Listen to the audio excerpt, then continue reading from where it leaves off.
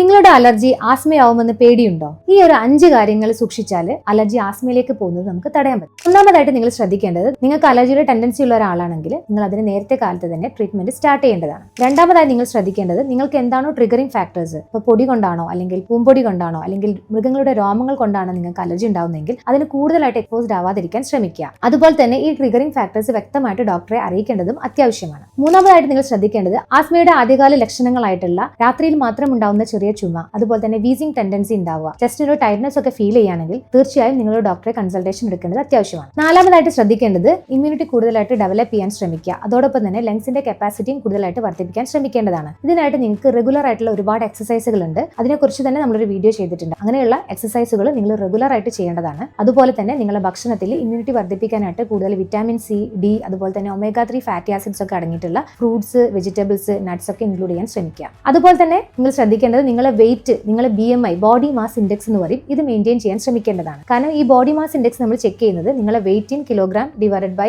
Height in meter square വെച്ചിട്ടാണ്. അത് നിങ്ങൾക്ക് എല്ലാവർക്കും ഇൻഡിവിജ്വലി വേരിയേഷൻ ഉണ്ടാവും. ഇപ്പോൾ BMI 25 കൂടുതലാണെങ്കിൽ നിങ്ങൾ ഓവർ വെയിറ്റ് ആണ്, അത് 30 കൂടുതലാണെങ്കിൽ നിങ്ങൾ ഒബീസ് ആണ്, പൊണ്ണത്തടി ഉണ്ട് എന്നാണ് അർത്ഥം. തീർച്ചയായിട്ടും നിങ്ങളെ വെയിറ്റ് കുറയ്ക്കാൻ നിങ്ങൾ ശ്രമിക്കേണ്ടതാണ്. അഞ്ചാമതായി ശ്രദ്ധിക്കേണ്ടത്, അലർജിയുടെ ബുദ്ധിമുട്ട് ഉണ്ടായിട്ടും നിങ്ങൾ പ്രോപ്പറായിട്ടുള്ള ട്രീറ്റ്മെന്റ് ഒന്നും എടുക്കാത്ത ഒരാളാണെങ്കിൽ എന്തായാലും നിങ്ങൾ ആനുവലി എങ്കിലും അതൊന്ന് ചെക്ക് ചെയ്ത് നോക്കണം. ആനുവൽ ചെക്കപ്പിൽ നിങ്ങൾ ചെയ്യേണ്ട ഒരു ടെസ്റ്റാണ് ലങ് ഫംഗ്ഷൻ ടെസ്റ്റ്, അതായത് സ്പൈറോമെട്രി എന്നും പറയും. ഈ ഒരു ടെസ്റ്റ് ചെയ്യുമ്പോൾ നിങ്ങൾക്ക് ഹിഡൻ ആയിട്ട് ഉള്ളിൽ എന്തെങ്കിലും ഒരു ആസ്മയുടെ ടെൻഡൻസി ഉണ്ടെങ്കിൽ പോലും ഇതിൽ നമുക്ക് അറിയാൻ പറ്റും. ആദ്യം തന്നെ പ്രോപ്പറായുള്ള ട്രീറ്റ്മെന്റ് എടുത്തു കഴിഞ്ഞിട്ടുണ്ടെങ്കിൽ ഈ അലർജി ആസ്മയിലേക്ക് പോകുന്നത് നമുക്ക് നല്ല രീതിയിൽ തടയാൻ പറ്റുന്നതാണ്. ഇത്തരം കാര്യങ്ങളൊക്കെ ശ്രദ്ധിക്കൂ. ഇത് നിങ്ങൾക്ക് ഇൻഫോർമേറ്റീവ് ആണെന്ന് തോന്നിയിട്ടുണ്ടെങ്കിൽ ഈ വീഡിയോ മാക്സിമം നിങ്ങൾ ഷെയർ ചെയ്യും.